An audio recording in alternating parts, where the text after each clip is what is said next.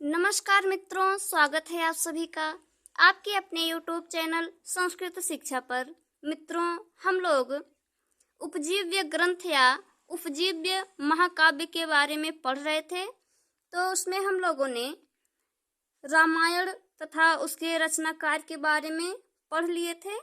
तो आज हम लोग रामायण के 7 कांडों के बारे में पढ़ेंगे। किस कांड में कहाँ तक का वर्णन किया गया है वो सब इस वीडियो में हम लोग देखेंगे। तो सबसे पहले हम लोग देखते हैं बाल कांड का जो प्रथम श्लोक है उसे देखते हैं। बाल कांड का प्रथम श्लोक है, तपः स्वाध्याय निरतम तपस्वी वाग्विदाम वरम नारदम परिपाप्रक्ष वाल्मीकि मुनि पुंगवम। इसमें इसका अर्थ देखते हैं। तपः यानी कि तपस्या, स्वाध्याय, स्व का मतलब अपना, अध्याय यानी कि अध्ययन करना, निरतम यानी कि निरंतर या निरतम यानी कि लगे हुए, निरंतर नहीं, लगे हुए ज्यादा सही है। तो कहते हैं तपस्वी यानी कि तपस्वी, वाग्विदाम, वाक मीन्स वाणी, विदाम मीन्स ज्ञाता या जानने वाले, वरम मीन्स श्रेष्ठ। तपस्या और स्वाध्याय में लगे हुए, वाणी के श्रेष्ठ ज्ञाता, तपस्वी वाल्मीकि ने श्रेष्ठ मुनि यानी कि मुनियों में जो श्रेष्ठ हैं, मुनियों में सर्वश्रेष्ठ नारद जी से परिपाप्रक्ष अनेक तरह से प्रश्न पूछा। तपस्या और स्वाध्याय में लगे हुए, वाणी के श्रेष्ठ ज्ञाता तपस्वी वाल्मीकि ने मुनियों में सर्वश्रेष्ठ नारद जी से अनेक तरह से प्रश्न पूछा। जब नारद जी वाल्मीकि को रामायण की रचना करने के लिए प्रेरित करते हैं तो वाल्मीकि जो हैं नारद जी से अनेक तरह से प्रश्न पूछते हैं, कई प्रश्न पूछते हैं। बस वही इसमें बता रहे हैं कि तपस्या और स्वाध्याय में लगे हुए, वाणी के श्रेष्ठ ज्ञाता तपस्वी वाल्मीकि ने मुनियों में सर्वश्रेष्ठ नारद जी से अनेक तरह से प्रश्न पूछा या अनेकों प्रश्न पूछा। फिर इसमें देखते हैं बाल कांड में कहाँ से कहाँ तक का वर्णन है। तो इसमें श्री राम का जन्म, अहिल्या की शाप मुक्ति, राम के विवाह का वर्णन। बाल कांड में यहाँ तक राम के विवाह का वर्णन यहाँ तक है। फिर आगे देखते हैं अयोध्या कांड।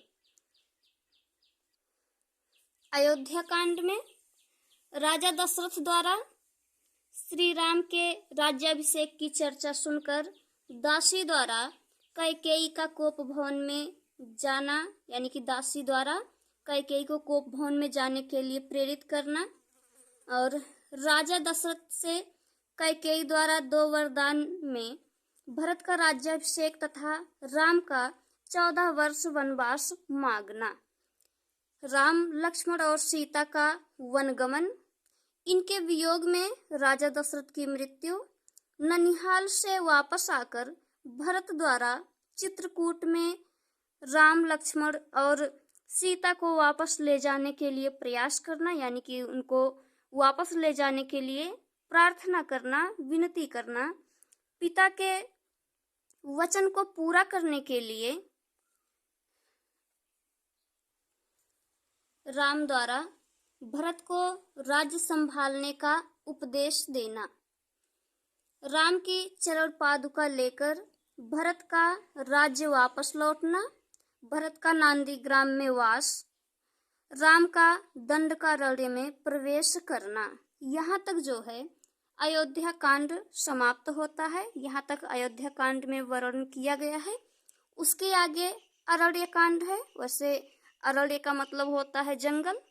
तो अरण्य कांड में दंडकारण्य में सीता को विराध नामक राक्षस द्वारा छीनना, विराध वध, पंचवटी में राम का आगमन, जटायु से भेंट, शूर्पणखा वृतांत, खरदूषण एवं त्रिशरा के साथ राम का युद्ध तथा इन राक्षसों का सेना सहित अंत, शूर्पणखा द्वारा रावण से अपना हाल कहना, मरीच का मृग बनना, राम के द्वारा मृगवध, रावण द्वारा सीता हरण, रावण द्वारा पक्षीराज जटायु को घायल करना, राम लक्ष्मण द्वारा जटायु का दाह संस्कार करना, दिव्य रूपधारी कबंध द्वारा राम का सुग्रीव से मित्रता का सुझाव, पंपा सरोवर से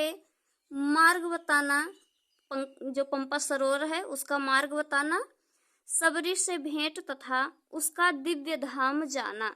यहाँ तक जो है तीसरा कांड समाप्त होता है, अरण्य कांड। उसके बाद देखते हैं किष्किंधा कांड।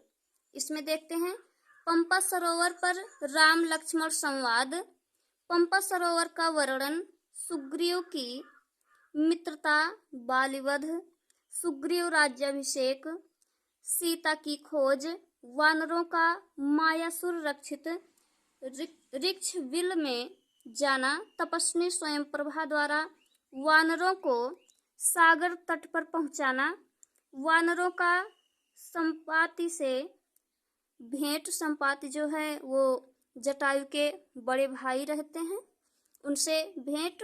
जाम्बवान द्वारा उत्साहित करने पर हनुमान का समुद्र पार करने के लिए महेंद्र गिरि पर चढ़ना। यहाँ तक जो है किष्किंधा कांड का वर्णन है, यानी कि यहाँ तक किष्किंधा कांड में वर्णन किया गया है। उसके आगे देखते हैं सुंदर कांड। सुंदर कांड में हनुमान का लंका में पहुंचना, लंकापुरी का वर्णन, रावण के शयन आदि का वर्णन, हनुमान का अशोक वाटिका में सीता से मिलना, वाटिका विध्वंस, लंका दहन, हनुमान द्वारा राम लक्ष्मण को सीता का कुशल क्षेम बताना। यहाँ तक सुंदर कांड है। सुंदर कांड जो है 7 कांडों में सबसे छोटा है और सबसे सुंदर भी है। तो आगे देखते हैं, 6ठे नंबर पर है युद्ध कांड या लंका कांड। युद्ध कांड को लंका कांड भी कहा जाता है। तो इसमें है श्री राम द्वारा हनुमान की प्रशंसा, राम आदि का लंका पहुंचने के लिए प्रस्थान, विभीषण का राम के शरण में आना, समुद्र पर बांध अंगद का दूत बनकर रावण के दरबार में जाना, लंका पर चढ़ाई, मेघनाद तथा रावण का वध, राम द्वारा कैकेयी को क्षमा करने की प्रार्थना राजा दशरथ से करना, राम का अयोध्या वापस आना, राम का राज्याभिषेक, सीता द्वारा हनुमान को हार देना, राम राज्य का वर्णन। यहाँ तक जो है 6ठा कांड समाप्त होता है। उसके बाद 7वें नंबर पर है उत्तरकांड। उत्तरकांड को देखते हैं। राम के पास कौशिक, अगस्त्य आदि ऋषियों का आना, उनके द्वारा मेघनाद की प्रशंसा सुनकर उसके बारे में जानने के लिए उत्सुक होना, अगस्त्य मुनि द्वारा रावण के पितामह पुलस्त्य, विश्रवा तथा रावण आदि के बारे में बताना। फिर आगे है सीता का वाल्मीकि आश्रम में जाना, लवकुश का जन्म, शत्रुघ्न द्वारा लवणासुर का वध, राम के द्वारा राजसूय यज्ञ, लवकुश द्वारा रामायण का गान, सीता का रसातल में प्रवेश, यानी कि जो सीता जी धरती में समाहित हो जाती हैं उसका वर्णन है। तापस वेशधारी, यानी कि तापस वेश में काल का ब्रह्मा जी का संदेश लेकर राम के पास आना, दुर्वासा मुनि का आना एवं लक्ष्मण को राज्य से निकालना, राम का सरयू तीर पर स्वर्गारोहण। यहाँ तक जो है उत्तरकांड में यहाँ तक वर्णन है। उसके बाद रामायण यहीं पर समाप्त होता है। तो आशा है मित्रों वीडियो आप लोगों को अच्छी तरह से पसंद आई होगी। तो वीडियो को लाइक कीजिए, चैनल को सब्सक्राइब कीजिए तथा अपने मित्रों के साथ शेयर कीजिए। इसके आगे हम लोग अगले वीडियो में देखेंगे।